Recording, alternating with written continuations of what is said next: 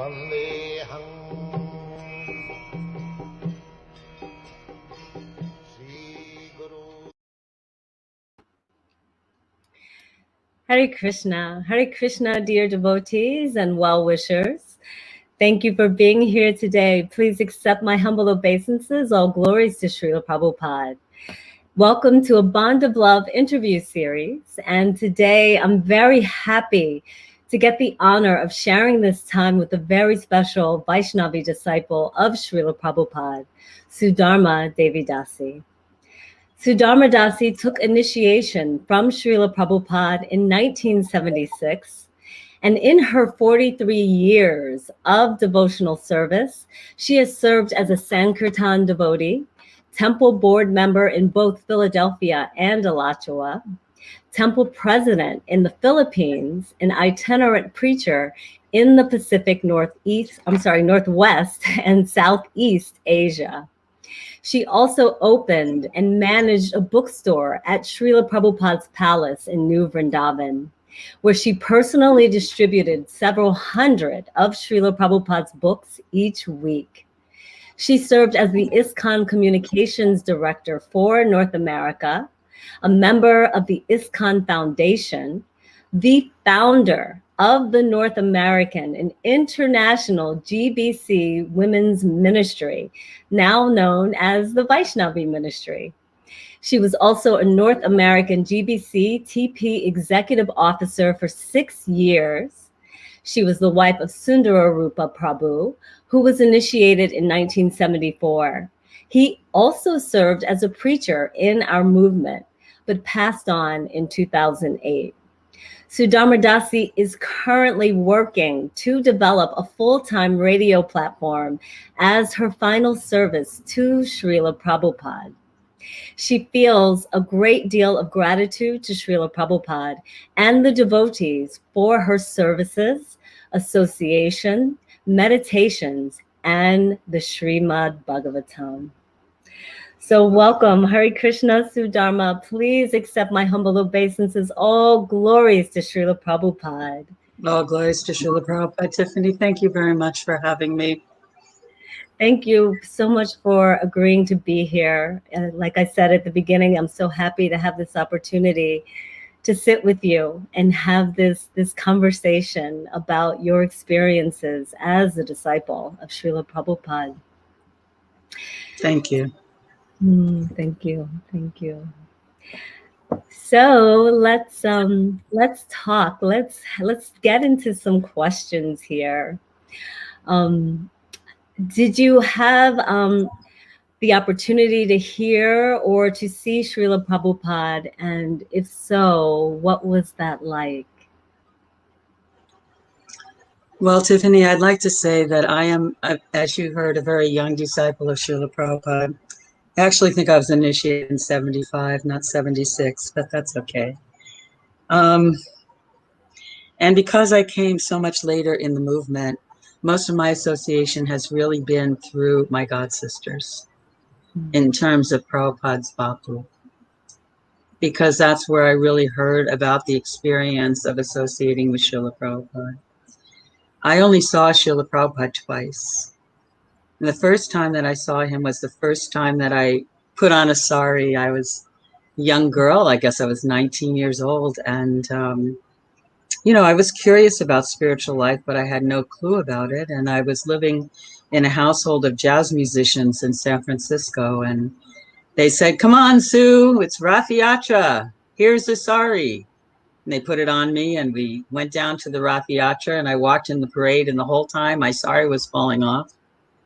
And a young girl came up to me. She said her name was Radha. I never saw her again.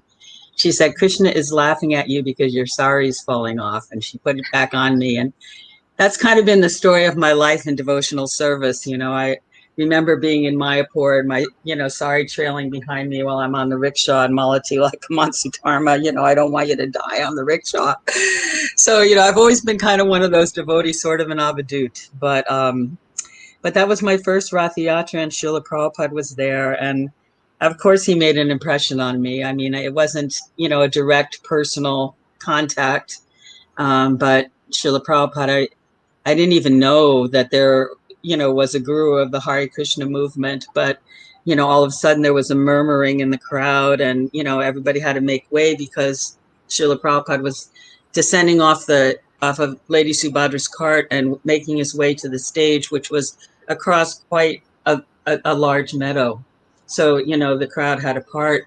And I was back, probably like almost like the distance of like half a room, or, like about like that, away from where Srila Prabhupada walked by. But to me personally, whether it was an overt action, that others could see, really didn't matter. For me personally, when Prabhupada walked by, he tilted his head. Like I felt like a connection there, even though I knew nothing about Prabhupada. And I was thinking to myself, he's so tiny. I didn't think he would have such a small, stature. Like, somehow there was something clicking inside of me, even though in this life I had no contact with Srila Prabhupada.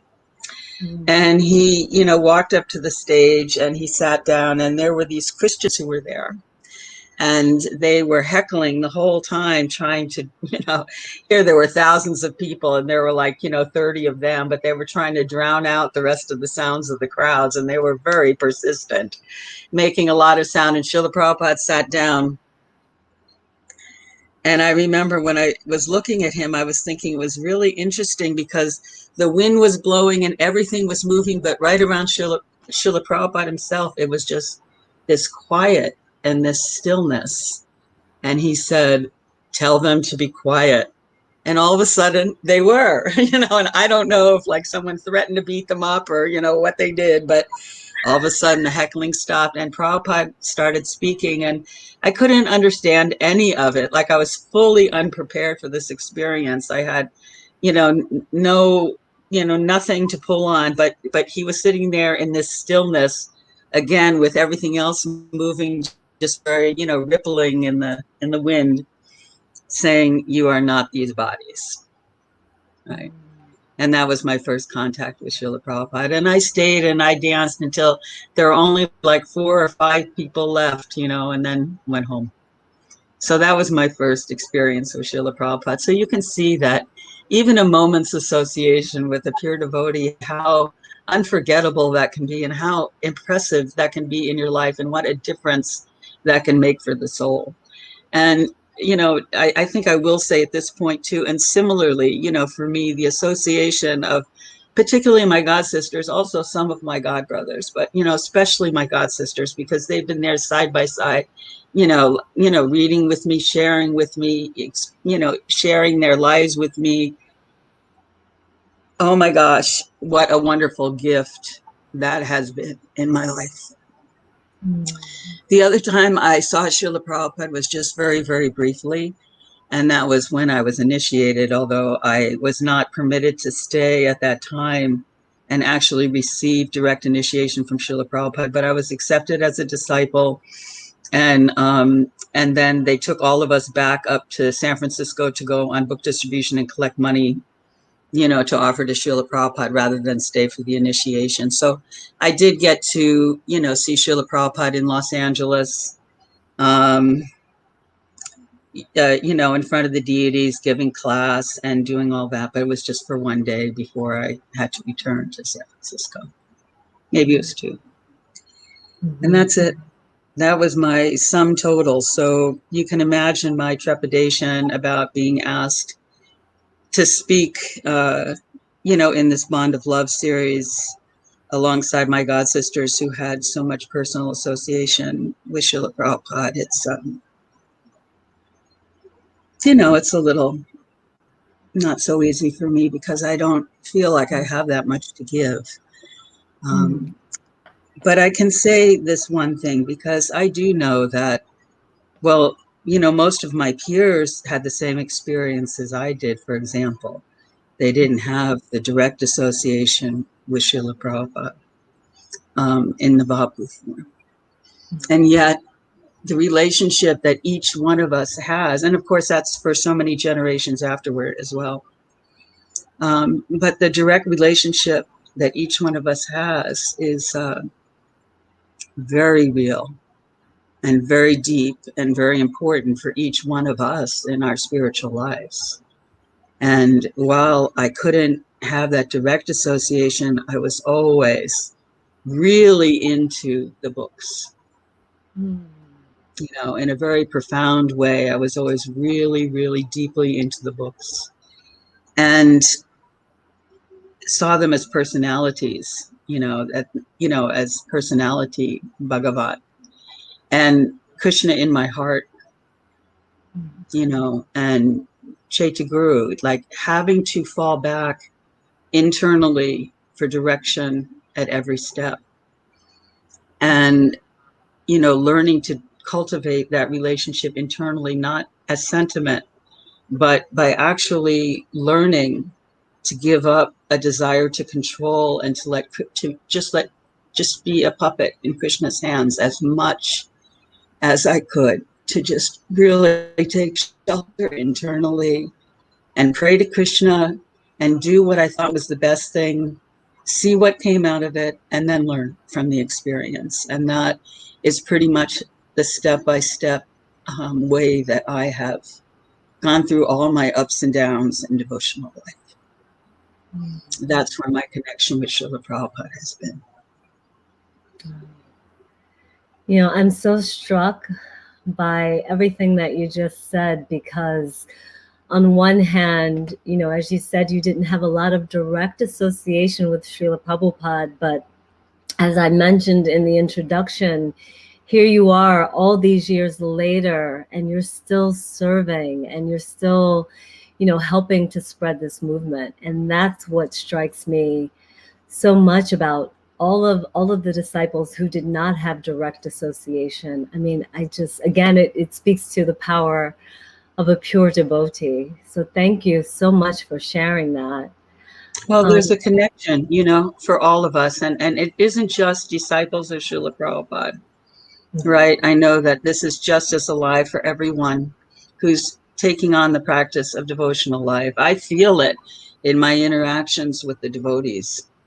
Sometimes, we tend to short end how precious, how important, how valuable devotee association is.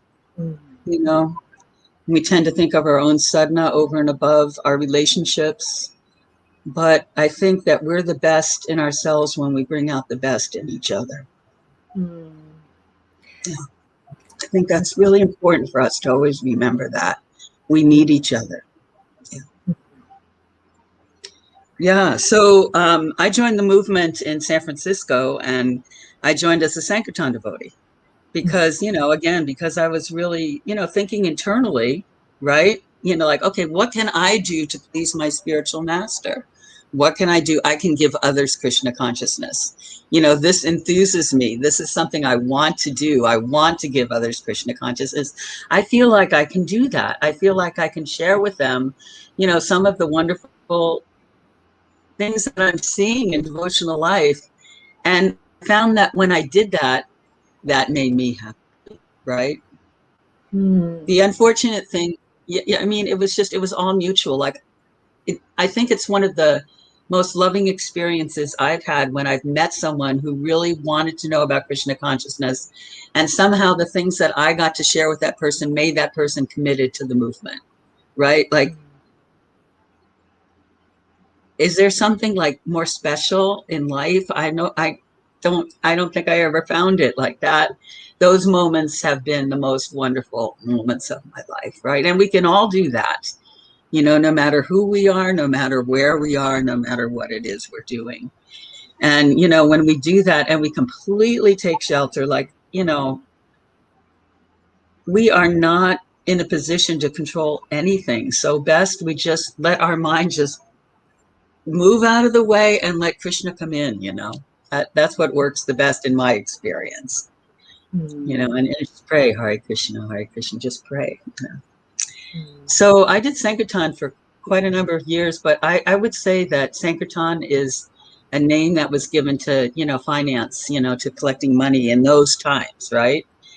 We would go out and, we didn't carry books for a lot of that time. Sometimes we did, but very seldom. And, it was just another whole practice. But I learned in that time that no matter what we have to go through in life, Krishna, whether we're getting the best advice or, or things are going the way that we really would like them to go or not, somehow or another, Krishna sees the service, and he is the person who's in our heart, and he's the one who's reciprocating and guiding.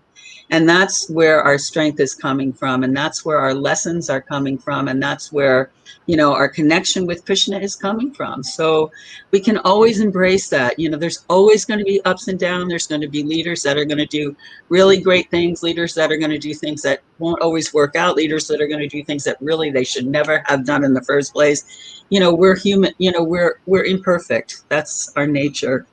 But Krishna isn't, and he's in our hearts, and he's there for us at every single moment. So I learned in those experiences to always remain self-satisfied, determined, and have faith in Krishna no matter what. And that is certainly a lesson that has taken me through many, many difficult experiences in my own life. Right? Mm-hmm.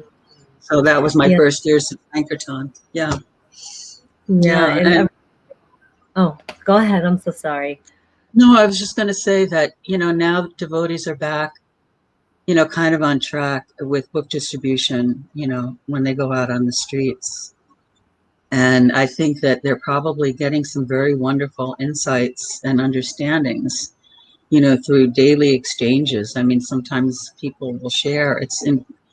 It's something very special, to have the privilege, really, to be able to, share Krishna consciousness with other living souls. And it's a really important service that we do it in a way that never hurts the creeper. We're not there to make a separation. We're there to help that little seed to grow, Yeah. Mm-hmm. Yeah, and it was inspiring. Like I had learned from, going on the streets and saying, excuse me, sir, to, setting up book tables, and then Prabhupada's Palace, the bookstore. Mm-hmm. That was a very unique experience.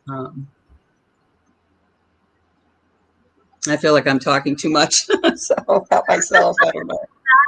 Not at all. That's why you're here. We want to hear from you. So thank you.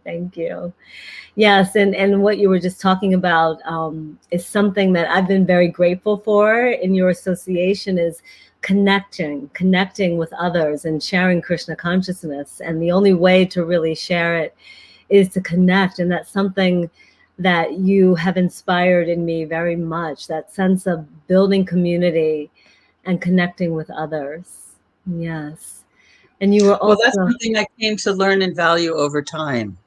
That wasn't something that I learned immediately upon coming to Krishna consciousness. It took me a while to, going through a lot of different experiences. I mean, wow, how Krishna protects us in devotional life, I mean, I've been standing before the deity. Oh gosh, there's so many things I'd love to share. I just don't know what's appropriate, I had this one experience one time when I was a sankirtan devotee, and, we were all kind of like in the ranks in the temple, and, we would have leaders and authorities that would tell us what to do. And, we were expected to, come up to that standard, right? So our leader at that time had this idea in his mind that we were meant to, all be dancing, all these girls were meant to be dancing in front of the deities. And it was like an edict. And so I was standing there in front of the deities, and I wasn't thinking about that. I was just like standing still, like looking at the deities, like lost in my thoughts, right? And apparently he had come up behind me with some kartals, and he was going to like wham me in the back of my knees to get me to dance. And I was looking at the deities, and all of a sudden, Nityananda's arm went up like that and pointed behind me, and I turned around and I saw him, and he was so shocked. He stopped and he didn't hurt me. Just like little things that Krishna does, at different points in our lives to help us remember that he's there and he's with us and that he's helping us, step by step. I don't know. I mean, I know every devotee has these experiences, I mean, we don't talk about them because you know, I mean, maybe people will think that it's Sahajaism, or maybe people will judge us, or who knows what, or just maybe it's just intimate and we just don't, you know. But there are some wonderful things that Krishna has done that are just so glorious. And, you know, I know we all have shared these things in our devotional experiences. Times that we've been out on sankirtan and just prayed, and all of a sudden the most amazing thing would happen, right? Everybody has one of those that's been out on sankirtan. I mean, everybody has a lot of those that's been out on sankirtan. So it took time, you know, because we build our faith in Krishna. We build our faith in Krishna over time. But I think because because I had that opportunity, because I was a young devotee, and while I lacked the opportunity to have Srila Prabhupada's direct association, through my god sisters,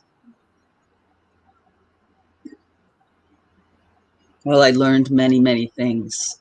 And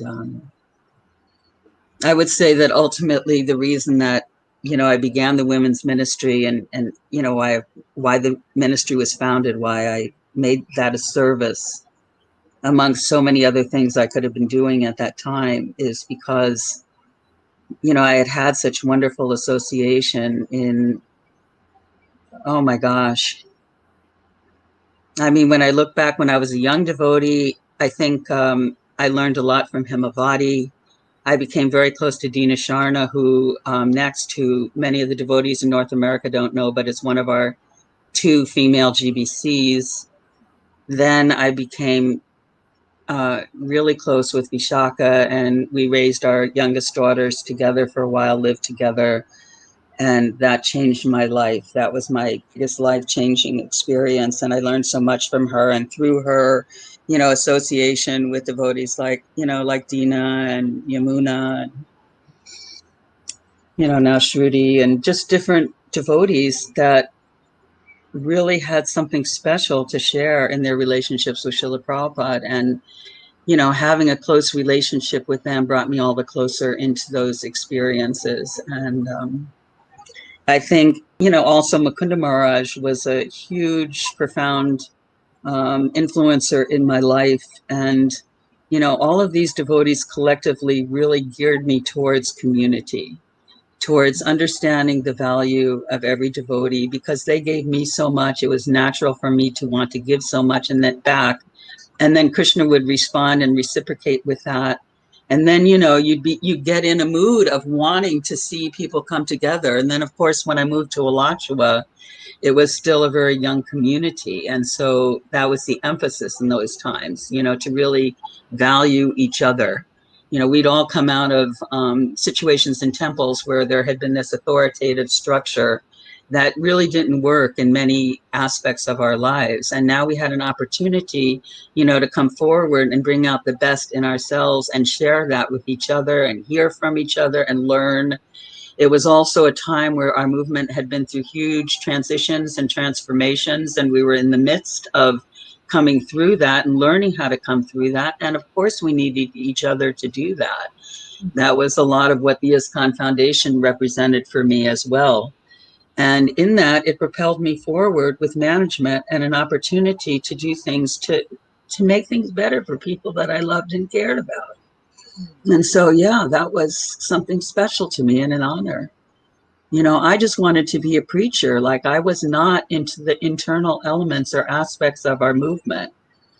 I wanted just to be able to give other people Krishna. That was my original goal way back when. That's what I wanted to do.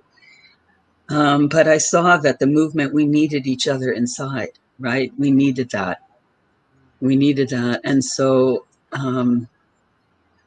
you know, rather than doing the things that were really important to me, and believe me, you know, I'm leaving behind a lot of stories of traveling overseas and doing wonderful things to say this, you know, coming together with others and helping to make the movement the most warm-hearted that we can, the most personal that we can, the most supportive that we can, to really understand, like what everyone brings to the table and see that highlighted and make our movement as expansive as we possibly can. Those are the things that really resonate with me. But I wasn't going to sit behind and watch my god sisters be hurt.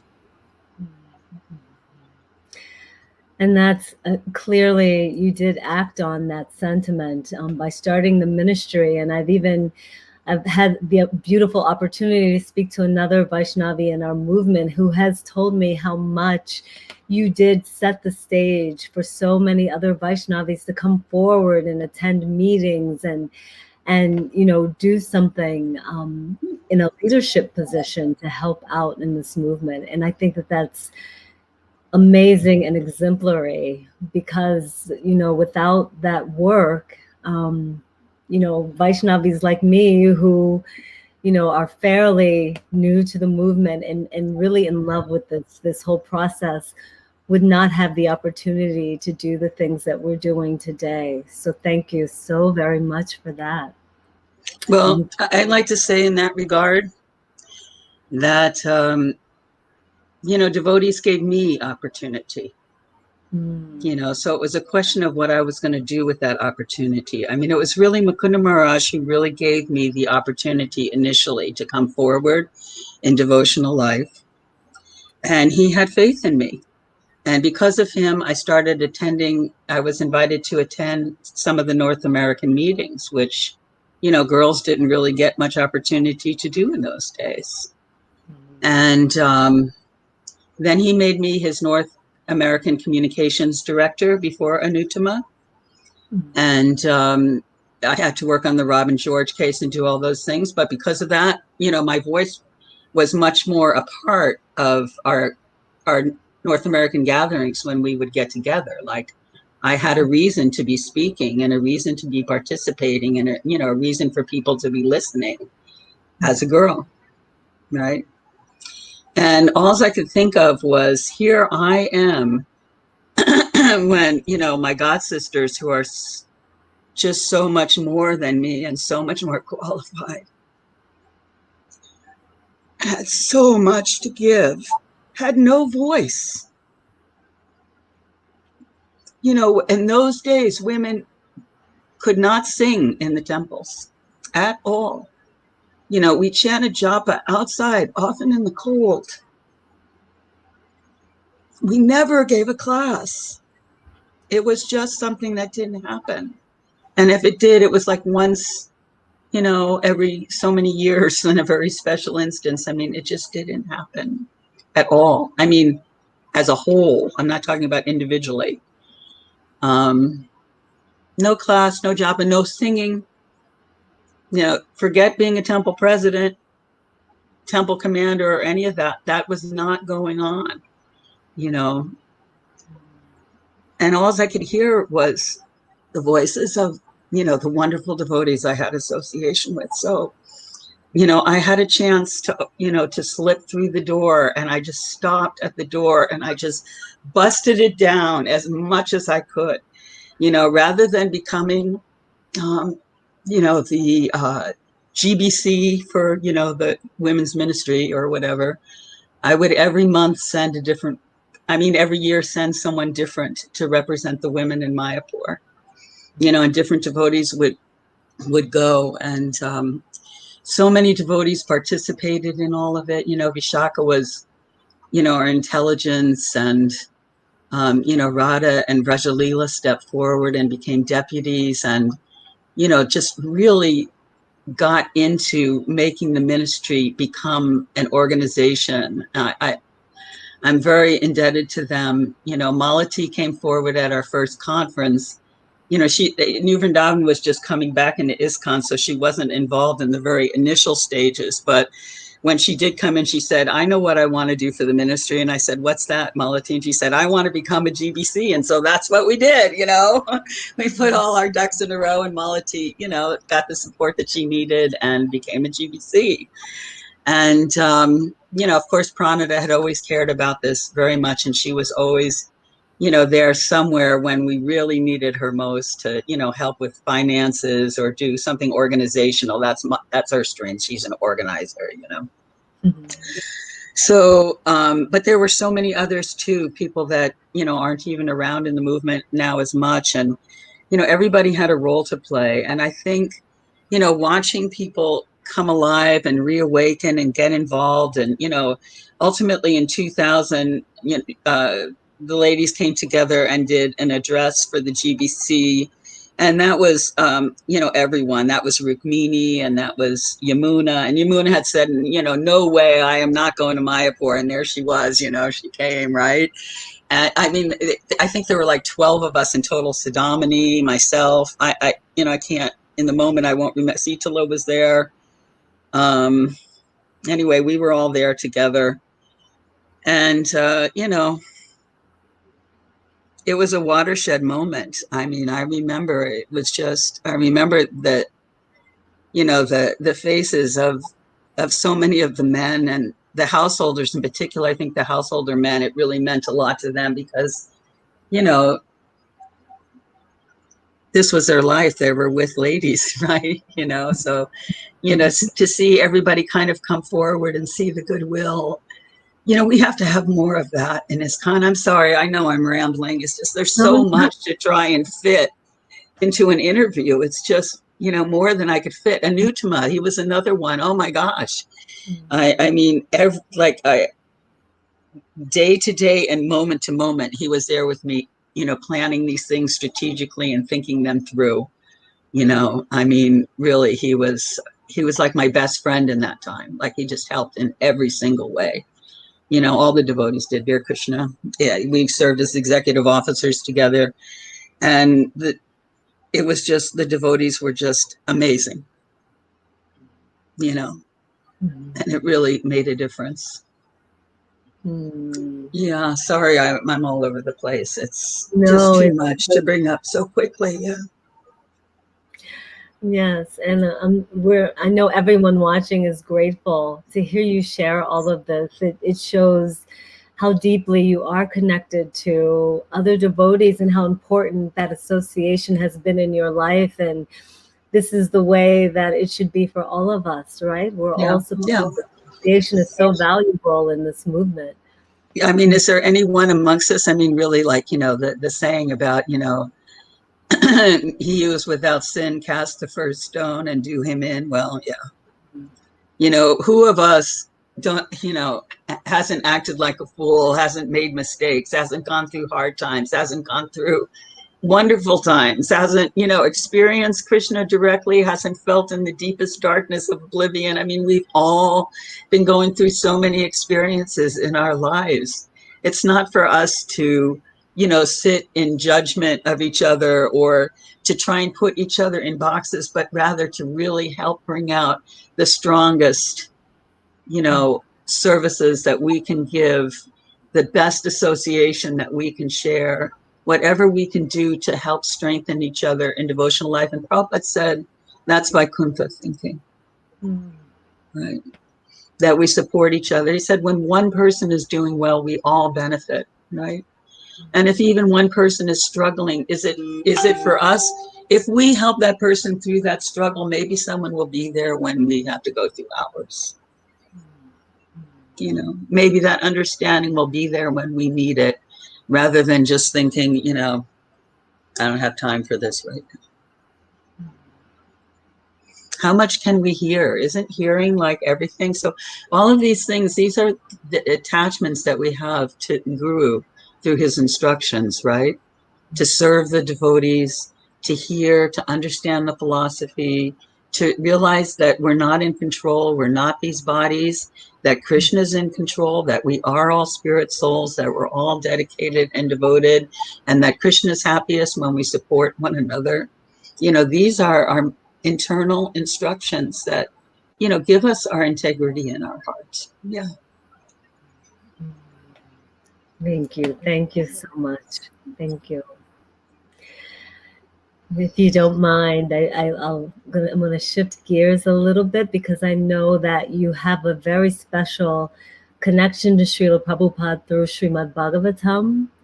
And would you mind speaking a bit about that, about your connection?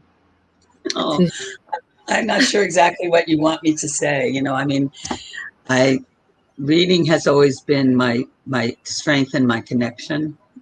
I relish it deeply.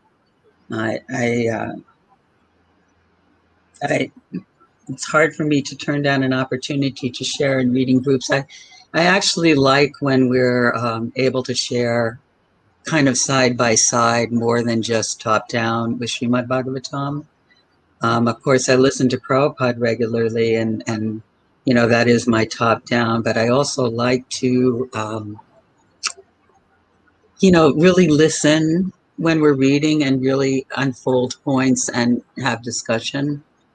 And I'm very inspired by that. And I feel like there's a lot of room for that kind of connection. I've seen that reading groups are something that devotees have benefited a great deal from, you know, and one thing that reading groups offer is an opportunity to take our philosophy and express the relevancy and inquire in terms of relevancy and share in those ways. When I listen to what Srila Prabhupada has spoken, you know, I mean, he says everything just so wonderfully. One of the things that I heard really recently that I very fondly shared quite a bit, and this is a community-driven kind of response as well, was Srila Prabhupada was speaking and he said, "You foreigners," and then he stopped and he said, "Actually, none of you are foreigners. We are all family." And then he said, not just us and not just human beings, but, you know, all animals. And then he mentioned, I think, the birds and a few animals. And then he said, but not just animals, the trees too. You know, and then I would reflect on so many times, you know, where Srila Prabhupada had different connections with different trees. You know, this broad-minded mentality that can really only be uncovered in the pages of Bhagavatam. And, you know, we come to Krishna consciousness and we all have this feeling, many of us know that we have been performing devotional service in other lifetimes, which, you know, tells me that, you know, I've really blown it a lot of times. You know, I have a lot to learn. But one thing that was a reminder that Krishna gave me was I had a dream once when I was a really little girl. And I know this is what you want me to share. I don't know if this is an appropriate format or not, but I had a dream of being in a library and of someone coming out of the books and explaining to me the pastimes that were going on in these books. And I won't go into the details about that, but the dream ended with a book and all these like colors, like all the subtle energies of everything were coming in and going out of that book. Like that book was the center of everything in existence. That was like the dream for me, you know, and somehow Bhagavatam always represented that to me, that Bhagavatam was the source of everything. Everything was in the pages of the Bhagavatam. Everything is in there. Yes. Yeah. I think that's what you were asking me, right? Yeah. Yeah. So, yeah, I guess my message, my lesson there would really be to embrace Bhagavatam in our lives. You know, don't forget to take the time, not just to read a little, but to share what we're hearing and what we're learning and experience and seeing. Make that come alive in our lives and help to share that with others. Perfection of life. Thank you for that instruction. Thank you. I think that's so important for all of us to hear. I'm not the best one to be sharing it. There are others who could share it better, but yeah, at least I have some understanding of it. Mm-hmm.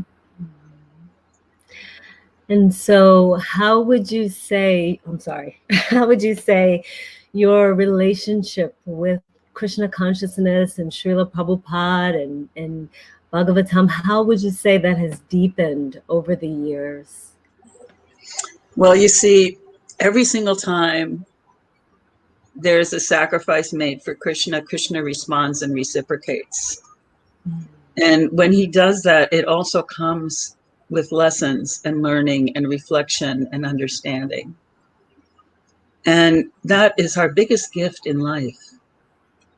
You know, we have I have found that being able to be reflective inside of me, to be happy to see my faults, you know, to be happy to feel vulnerable, to be happy to have gratitude, you know, to be happy to have had such wonderful association in my life. All of these things have built my character and my strength. And now, when I'm physically weak and I can't perform the same services in the same way, and thank goodness for the radio, because it is doing so, it's so invaluable for me. All I can say is I'm peaceful. I'm happy in my devotional life, come what may. And, you know, so many things have come my way. Believe me, it's not like, you know, I haven't always had the best of circumstances with which to live and grow. But I am so refreshed inside and so thankful and grateful to everyone.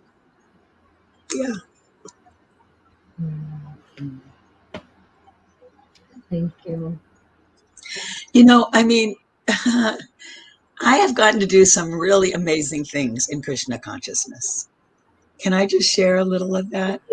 I mean, I've walked, you know, like when I look back and I think about the places I've been and the things I've seen and the things that have happened in my life. I mean, I will always remember, you know, walking past this little woman sitting in the Philippines, and her house was 4 poles with a few more, you know, these are like bamboo poles, right? And a few more over the top, not even a thatched roof, not even a roof, just like a little structure. And she was sitting in there weaving rattan, and that's all she did. And she'd get like a couple rupees a day.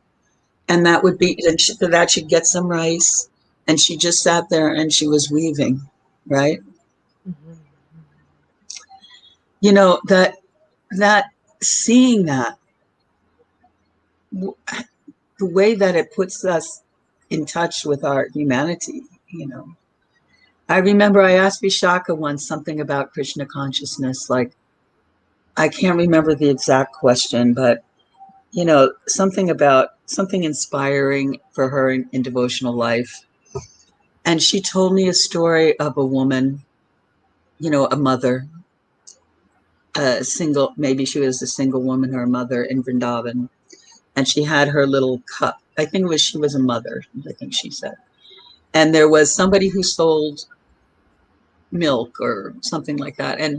And this woman would come, and after everything was like cast aside, she would pour the last couple drops of this and get the last couple drops of that. And, you know, she would acquire a meal by taking the last little bits that were being tossed away and you know, getting that all together and bringing that home. And something about that, watching that experience, that impressed Vishaka in such a way, you know, not wasting a drop of Krishna's energy, just the way that the woman moved, the way that she acted, the way that she acquired this. It made a deep, profound impact, you know, in Vishaka's being.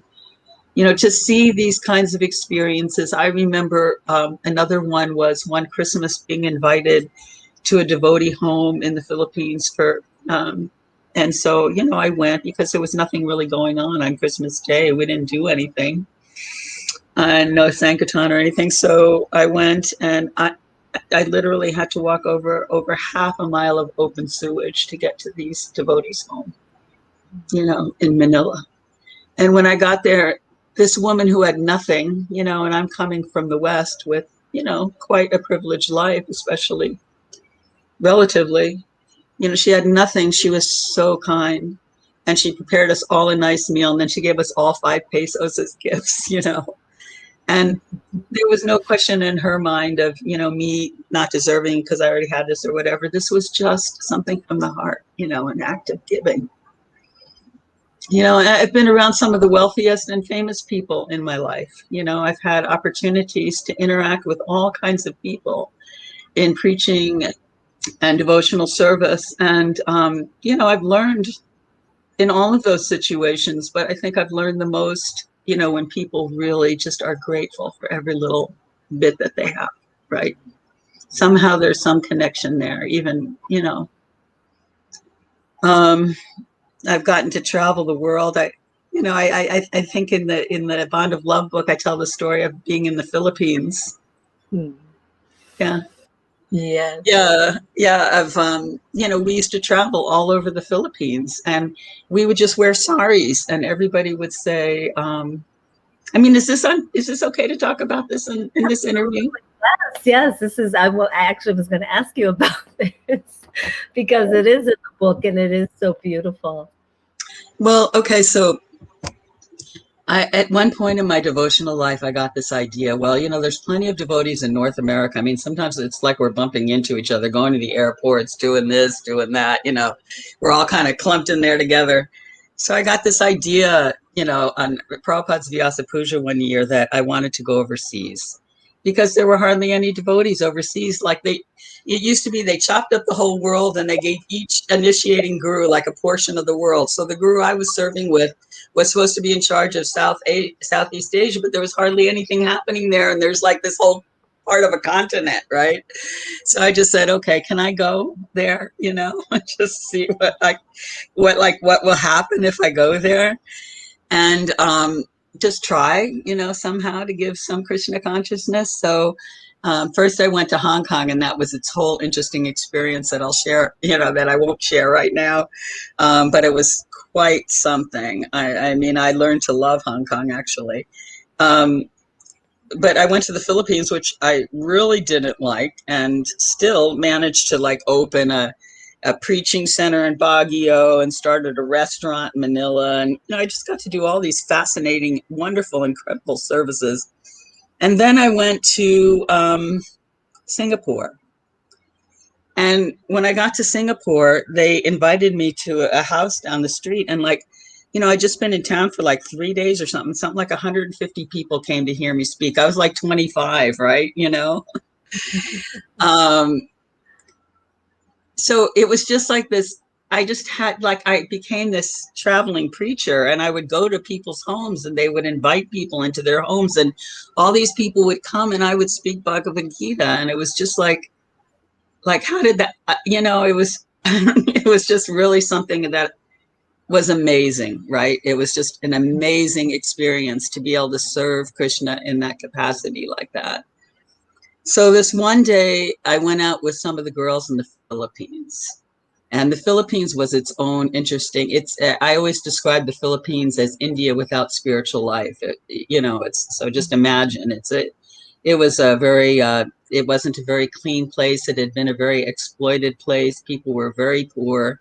They used to eat fish heads. That was their dinner. They would sell the fish in the international market and just eat what was left, which was the head. I mean, that's how poor these people were. This was a common delicacy in the Philippines. And, it was tough. And so this one day we went out on a boat, and it's very beautiful. We're out on the boat and the dolphins are jumping alongside of us. And all of a sudden we get to our destination and there's no port. There's nothing there. The captain of the ship didn't even know where to drop us. So finally he just dropped us in a sugarcane field, just out in the middle of nowhere. There's just me and these 3 girls. I'm 26, they're 19. And we're just out there, what do you do? So we just started walking. And we finally found the beach, the afternoon is, going. We're just in this field. We find the beach. And so we start walking along the beach, and now the sun's setting, right? And, way down the beach, like a mile and a half down still or something, it's still quite a ways. We start to see these little lights and we start walking towards it, right? And we just keep walking and walking and walking and walking down this beach as it's getting later and it's getting darker. And when we finally got there, we look and we see there's this line of people out in front of their village with garlands and, just stuff waiting. They could see us coming and they were coming out to greet us in this, I guess, traditional way. And it was kind of mind blowing. I mean, they had milk and fruits and, you hardly ever find milk in the Philippines. It was really something. And so it turned out it was the mayor and his wife and his dignitaries. And they put us up in this school. They put us up in their school. And the next morning, the whole town came to hear who we were. And I gave a Bhagavatam class and the girls translated it. And so we just sat and talked about God, you know, from a very neutral perspective, like, you know, from a all-encompassing perspective. And then we picked up our japa beads and we went for a walk out on the beach, and about half the town came with us. And a lot of them were the young guys, right? You know, and so we were chanting and they wanted to know how to chant. So we taught them how to chant, and we were all walking down the beach together chanting. And that, if that wasn't already enchanting enough, you know, with the white sand and, you know, Hare Krishna, all these people who had never chanted before, and they were, you know, quite a lot of them. And you know, I look up and there's a rainbow, you know, going over the sky, which already looked beautiful. And then, of course, the sun, you know, the sun shower had to come, right? So the little drops of rain are coming while the sun's, you know, in the sky, and the rainbow's there, and you can glisten, and, you know, the raindrops are glistening, and there's the white dunes of the sand, and the ocean is on our side. And then all of a sudden, out of nowhere, up to the top of one of the dunes comes this white stallion. Like, I kid you not, like, is this like, you know, like, this is like, you know, the scene of a lifetime, right? You know, every single auspicious thing, and up comes this white stallion on top of it, and he circumambulates the party and then goes back over the sand dunes and disappears, right? I mean, oh my gosh, you know, really, right? I mean, only in Krishna consciousness. Yeah, just amazing, right? So, you know, the most destitute of situations, wonderful things can happen in life, you know, and life is like that. You know, sometimes the worst things happen and you think, you know, you have this idea, it's just like, it's never going to get better. And then things change, and it's on a dime, you know, even sometimes, you know, and sometimes we're in a great situation and on a dime, things just change, you know. Our bodies weaken over time. I mean, all these things are realities. We never know what to expect. But, you know, the reality, the only reality that we can ultimately hold on to, and that Krishna is giving us in our daily experiences, if we're looking, is that Krishna is there with us all the time, you know. And I always like that quote that I heard. Well, anyway, a little story that two people were walking, and one commented on the sunset, and I believe it would, you know, Srila Prabhupada, but let's just say the other person said, well, if you think the sunset is beautiful, you should see the artist. Yes. Right? So Krishna is always there with us in his most beautiful way as the Supreme Personality of Godhead, for each one of us to have that connection to. And we're all, you know, I hope, grateful to have had this connection with Srila Prabhupada in our lifetimes, in whatever capacity or form or shape it takes, you know, and that we can have faith in ourselves enough to hold on to Krishna's lotus feet, no matter who we are, no matter what our background is, to not let others tell us we're not good enough to perform some service or to do something, but to give every bit of whatever it is that we have to Krishna. You know, Krishna gave it to us. It's our job to give it back. Yeah. Thank you so much. Thank you. And I just have one last question. That time went really fast. By the way, are we at the end of our interview now? Unfortunately, yes. I feel like okay. I would have said, because I could tell more stories. Yeah.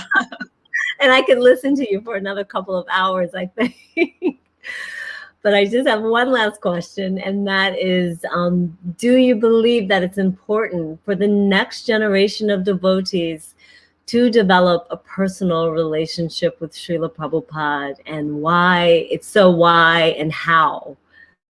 Well, let me first say that my heart is with the young generations, right? Like, I really, literally, I'm not saying this to be whatever. I won't be here for very much longer, and I care about our movement. And when I see someone that has life and vitality that wasn't there, you know, in all those years, picking up Krishna consciousness, leadership, responsibility, care for others, you know, working to build communities, to deepen our understandings, to deepen our relationships, that makes me feel like things are going to be okay. You know, whatever okay means in this world, it means that Krishna and Prabhupada will live on in this world. That, you know, that is, well, I don't know how to say it. And it's just, that gives me real faith and hope, you know, like more than anything else. And it's so nice to be able to step back and let young people do things, right?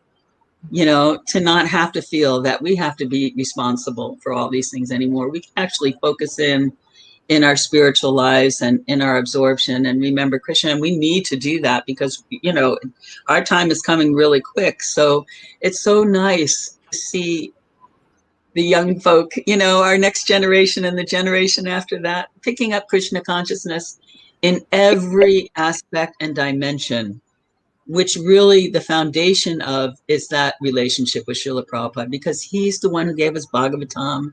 He's the one who generated this movement that gave us the society, that, you know, everything that we have, it was Srila Prabhupada's sacrifice and duty to Krishna and his love for Krishna and his love for all of us that has made all of this happen.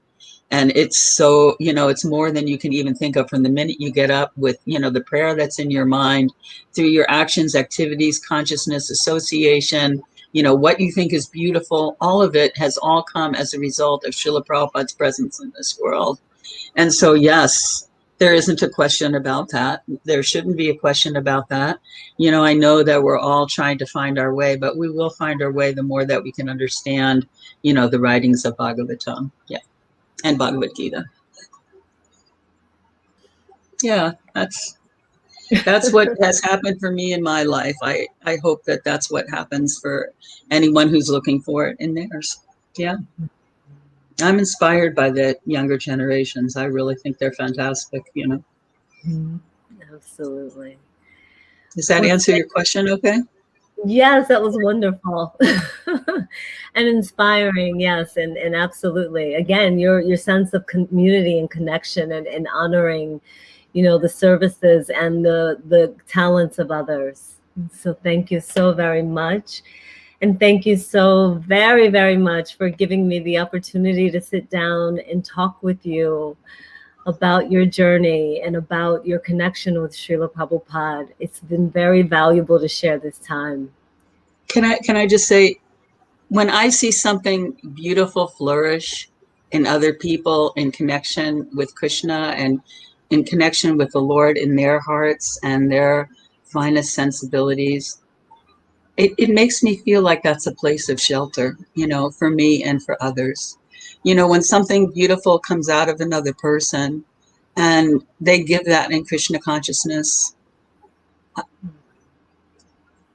don't know, that's just a place of goodness and warmth and devotion and service and connection. And it's something to be grateful for. It's something to serve. It's something to support. And it's something to help see that grows, you know, all around us, everywhere, you know. Yeah. The garden of devotional life. Yeah. Well, on that gorgeous note, thank you again for being here and allowing me to do this interview with you. I'm so grateful for you. I love you so much, and I'm so grateful for your association. Hare Krishna. Thank you for having me. Hare Krishna. Vancha kalpatarubhyascha Rubhyascha krivasinduvyeva patitanam pavanebhyo Vaishnavebhyo namo namaha. Hare Krishna. Prabhupada ki jai. All glories to Srila Prabhupada.